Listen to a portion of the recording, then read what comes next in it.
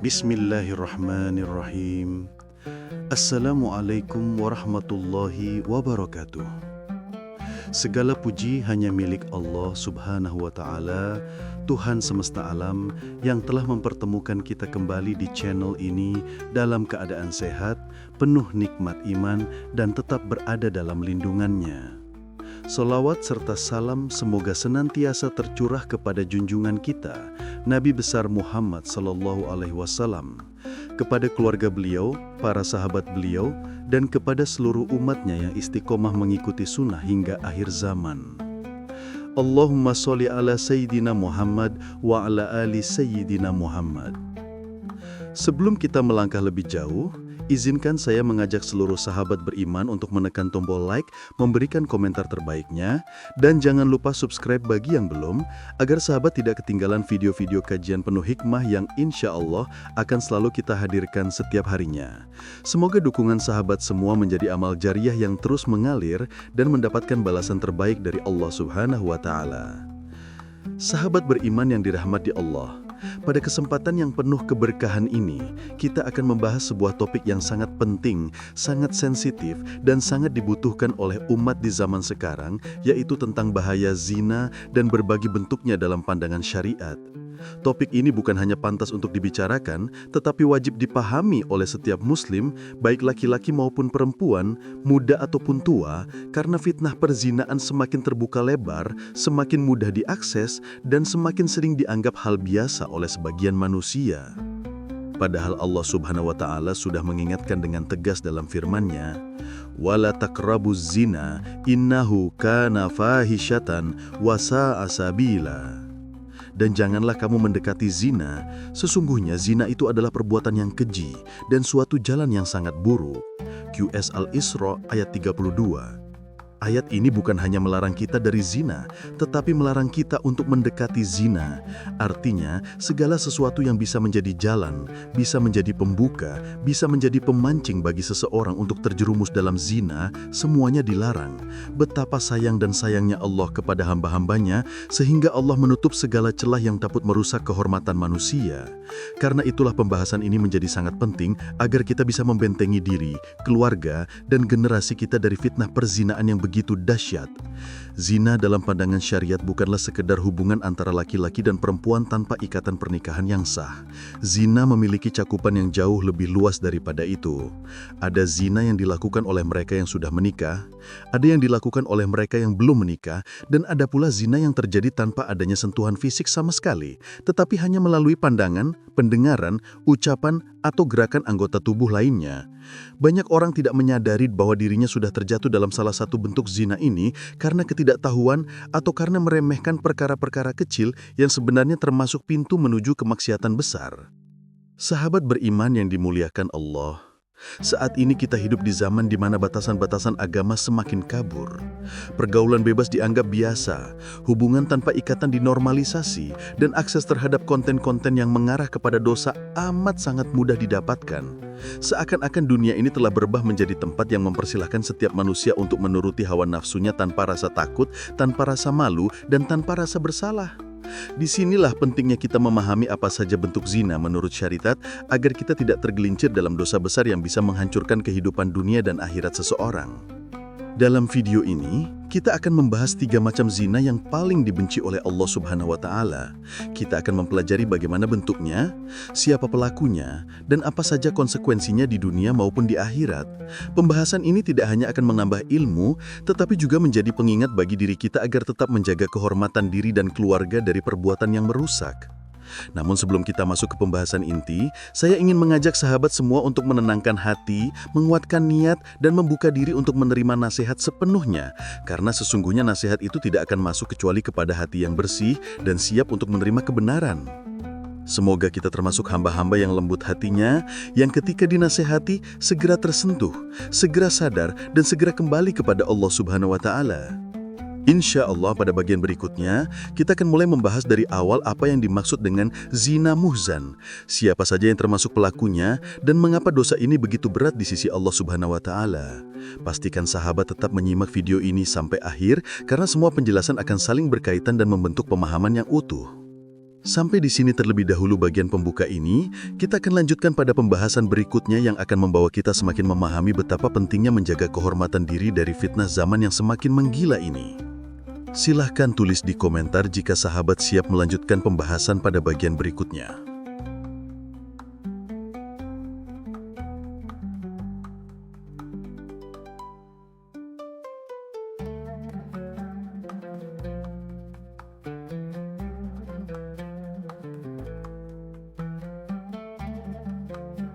Sahabat beriman yang dirahmati Allah, setelah kita memahami pentingnya menjauhi segala bentuk perbuatan yang mendekatkan diri pada zina, kini kita masuk ke pembahasan pertama, yaitu zina muhsan.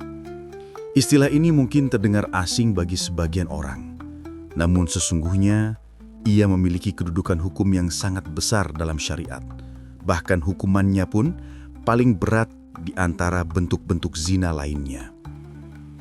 Zina muhsan adalah zina yang dilakukan oleh seseorang yang sudah menikah atau pernah menikah, baik ia masih terikat tali pernikahan maupun sudah berstatus duda atau janda. Artinya, orang yang pernah merasakan kehidupan rumah tangga, pernah memiliki pasangan yang halal, namun tetap terjerumus dalam hubungan dengan orang yang bukan mahram, termasuk dalam kategori ini. Zina muhsan pada hakikatnya adalah bentuk pengkhianatan, bukan hanya kepada pasangan hidup yang telah dipercaya untuk menjaga kesetiaan, tetapi juga pengkhianatan kepada Allah Subhanahu wa Ta'ala yang telah memberikan jalan halal untuk menyalurkan kebutuhan biologis dan kasih sayang. Ketika seseorang yang sudah memiliki pasangan sah masih memilih untuk berhubungan dengan orang lain, berarti hatinya telah mengikuti hawa nafsu lebih besar daripada ketaatannya kepada Allah. Inilah yang menjadikan zina muhsan termasuk dosa besar yang hukumannya sangat berat. Sahabat beriman, rumah tangga itu adalah amanah dari Allah. Allah memberikan pasangan agar keduanya saling menjaga, saling mendukung dan saling menguatkan. Ketika amanah itu dilanggar, maka kerusakan yang ditimbulkan tidak hanya menyentuh pribadi pelakunya, tetapi juga keluarganya, anak-anaknya, dan masyarakat di sekitarnya. Betapa banyak rumah tangga hancur, betapa banyak anak menjadi korban, betapa banyak permusuhan terjadi, hanya karena seseorang tidak mampu menjaga kehormatan dan hawa nafsunya. Inilah salah satu alasan mengapa zina muhsan memiliki konsekuensi yang sangat berat dalam syariat, karena dampaknya menyebar lebih luas dibanding zina yang dilakukan oleh orang yang belum menikah.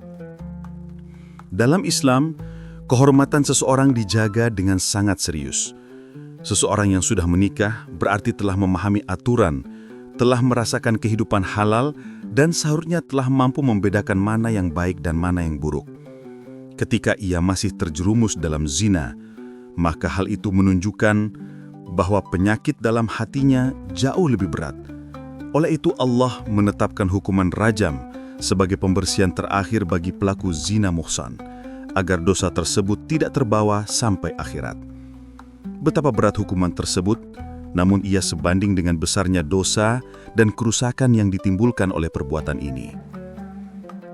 Namun sahabatku, tujuan kita membahas ini bukan untuk menakut-nakuti, melainkan untuk menyadari betapa besar nikmat yang Allah berikan ketika kita diberi peluang untuk menjaga diri. Tidak semua orang mampu menjaga amanah dirinya sendiri. Tidak semua orang mampu menundukkan pandangan, menjaga hati dan memelihara kesetiaan. Butuh iman yang kuat, butuh ketakwaan yang mendalam, dan butuh rasa takut kepada Allah yang selalu hadir dalam hati. Karena itu, kita perlu sering mengingatkan diri sendiri bahwa syariat bukan untuk membatasi, melainkan untuk melindungi. Sahabat beriman, pada zaman dahulu hanyalah orang-orang tertentu yang dapat terjerumus dalam zina karena aksesnya yang terbatas. Namun di zaman kita hari ini, pintu menuju maksiat terbuka sangat lebar. Teknologi, media sosial, dan berbagai bentuk komunikasi membuka celah besar bagi seseorang untuk tergelincir dalam hubungan yang tidak halal. Perselingkuhan tidak hanya terjadi melalui pertemuan fisik, tetapi bisa berawal dari pesan singkat, obrolan ringan, atau sekadar saling menatap lama di media sosial. Inilah yang membuat zina muhsan menjadi semakin rawan bahkan tanpa disadari oleh pelakunya. Ketika seorang suami atau istri mulai merasa nyaman berbicara dengan lawan jenis lain, ketika ia mulai menceritakan masalah rumah tangganya kepada orang yang bukan pasangan, di saat itulah pintu fitnah mulai terbuka. Hati yang awalnya bersih perlahan terkontaminasi, lalu muncul harapan, perhatian, dan pada akhirnya keinginan. Inilah bahaya zina muhsan di era modern, karena ia tidak selalu dimulai dengan perbuatan fisik, melainkan dari hati yang lalai dan pandangan yang tidak terjaga.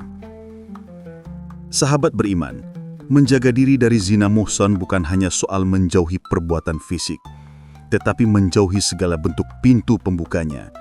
Menjaga pandangan, menjaga hati, menjaga jarak, menjaga pembicaraan, dan menjaga kehormatan keluarga adalah kewajiban yang diperintahkan oleh Allah. Ketika seseorang mengingat bahwa setiap langkahnya diawasi oleh malaikat, setiap rahasianya diketahui oleh Allah, dan setiap dosa sekecil apapun akan dimintai pertanggungjawabannya, maka ia akan lebih mudah menahan diri dan lebih kuat melawan godaan yang datang. Setelah memahami besarnya dosa zina muhsan, pada bagian berikutnya kita akan membahas zina ghairu muhsan, yaitu zina yang dilakukan oleh mereka yang belum menikah. Walaupun hukumnya berbeda, tetapi dosa ini tetap besar dan tetap merusak kehormatan. Sahabat beriman yang dirahmati Allah, setelah kita memahami tentang zina muhsan, beserta beratnya dosa perbuatan tersebut bagi mereka yang sudah pernah menikah, kini kita beralih kepada pembahasan zina ghairu muhsan. Zina jenis ini dilakukan oleh seseorang yang belum pernah menikah atau belum terikat hubungan sah secara syariat. Meskipun hukuman dan konsekuensinya berbeda dari zina muhsan, namun dosa dan kehancuran yang ditimbulkannya tetaplah besar dalam pandangan Allah Subhanahu wa Ta'ala. Zina ghairu muhsan adalah bentuk pelanggaran kehormatan bagi seseorang yang belum memasuki kehidupan rumah tangga. Meskipun orang itu belum memiliki pasangan resmi, bukan berarti ia bebas menjalani hubungan seenaknya tanpa batas. Inilah yang seringkali salah dipahami oleh sebagian orang yang mengira bahwa selama mereka belum menikah, pergaulan bebas tidak menimbulkan masalah. Padahal, justru pada masa muda inilah Allah memerintahkan untuk menjaga diri dan menahan syahwat, agar kelak ketika sudah menikah dapat membangun keluarga yang penuh berkah. Sahabat beriman, banyak anak muda yang terjebak dalam pergaulan bebas bukan karena buruknya akhlak mereka, tetapi karena lemahnya penjagaan diri dan kurangnya ilmu agama. Mereka memulai hubungan hanya karena saling menyukai, lalu berpacaran, kemudian saling memberi perhatian dan waktu, hingga akhirnya terbuka pintu-pintu zina. Di awal semuanya terlihat indah, namun pada akhirnya justru menimbulkan penyesalan, mengurangi keberkahan hidup, merusak masa depan, bahkan menghancurkan martabat diri sendiri. Ketika hawa nafsu lebih menguasai daripada akal dan iman, maka jalan gelap akan terasa seperti cahaya, dan kemaksiatan akan tampak seperti kebahagiaan. Jika kita perhatikan zaman ini, lingkungan modern sangat memudahkan seseorang untuk jatuh dalam zina ghairu muhsan. Konten-konten di media sosial, film, musik, hingga gaya hidup pergaulan yang tidak lagi mengenal batas syariat. Semuanya membuka peluang besar bagi seseorang untuk kehilangan kendali. Bahkan banyak pasangan muda yang merasa hubungan fisik sebelum menikah adalah hal wajar. Padahal, sejatinya hal itu adalah langkah besar menuju jurang kehancuran. Apa yang tampak biasa dalam budaya modern belum tentu halal dan benar di hadapan Allah. Allah Subhanahu wa Ta'ala memperingatkan kita dengan sangat jelas dalam firman-Nya, "Wala taqrabuz zina, innahu kana fahishatan wa sa'a sabila." Dan janganlah kamu mendekati zina. Sesungguhnya zina itu adalah perbuatan yang keji dan suatu jalan yang buruk. Quran Surah Al-Isra ayat 32. Perhatikan bahwa Allah tidak mengatakan jangan berzina, tetapi jangan mendekati zina. Ini menunjukkan bahwa yang dilarang tidak hanya perbuatannya saja, tetapi segala bentuk aktivitas, langkah, dan suasana yang mengarah kepada zina. Duduk berduaan, chatting yang mengarah kepada godaan, saling curhat berlebihan, memandang dengan syahwat, bahkan membayangkan hal-hal yang mengotori hati pun sudah merupakan bentuk pendekatan kepada zina. Sahabatku, zina ghairu muhsan bukan hanya melibatkan perbuatan fisik. Hati yang mulai lengah, pandangan yang tidak terjaga, dan pikiran yang dipenuhi fantasi semuanya adalah pintu menuju dosa besar. Banyak anak muda yang beralasan bahwa perbuatan mereka hanya sebatas cinta. Tetapi cinta sejati tidak akan membawa seseorang kepada kehinaan. Cinta sejati justru menjaga, menuntun, dan menjauhkan dari murka Allah. Jika hubungan tersebut benar-benar adalah jalan menuju kebaikan, maka seharusnya ia dibangun melalui syariat, bukan melalui kemaksiatan. Selain merusak moral, zina ghairu muhsan juga dapat menyebabkan kehancuran hidup seseorang. Banyak kisah nyata yang memperlihatkan bagaimana seseorang kehilangan kehormatan, masa depannya hancur, hubungan keluarga retak, dan dirinya penuh penyesalan hanya karena mengikuti hawa nafsu sesaat. Ketika pelakunya kemudian menyadari kesalahannya, seringkali sudah terlambat untuk memperbaiki banyak hal yang telah rusak.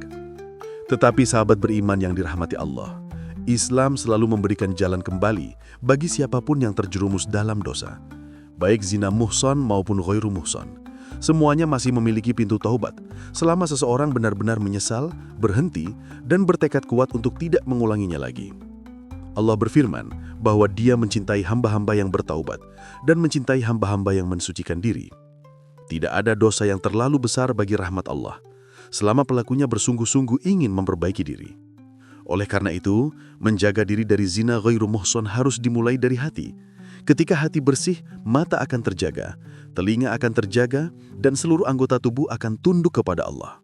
Sebaliknya, ketika hati kotor, maka apapun nasihat dan larangan tidak akan mampu menahan seseorang dari perbuatannya. Maka langkah pertama adalah memperkuat iman, memperbanyak ibadah, mendekat kepada majelis ilmu, dan memperbanyak doa agar Allah menjaga diri kita dari jalan yang buruk. Setelah memahami zina ghairu muhsan, pembahasan selanjutnya akan memasuki zina yang lebih halus namun sangat berbahaya, yaitu zina al-lamam, zina yang dilakukan melalui panca indera dan hati. Zina ini sering, saudaraku yang dirahmati Allah, tibalah kita di penghujung perjalanan pembahasan yang semoga sejak awal mampu membuka pintu perenungan di hati kita. Setelah kita memahami bagaimana nikmat Allah begitu dekat, bagaimana ujian menjadi jalan kembali kepadanya, dan bagaimana hati bisa kembali hidup melalui zikir serta kesadaran akan rahmat-Nya, kini saatnya kita menutup dengan renungan yang mengajak diri untuk lebih berserah dan memperbaiki hubungan dengan Sang Pencipta. Ketika Allah menjanjikan ampunan, kasih sayang, serta jalan keluar dari setiap kesulitan, maka itu bukan sekedar janji kosong, melainkan bentuk cintanya yang begitu luas.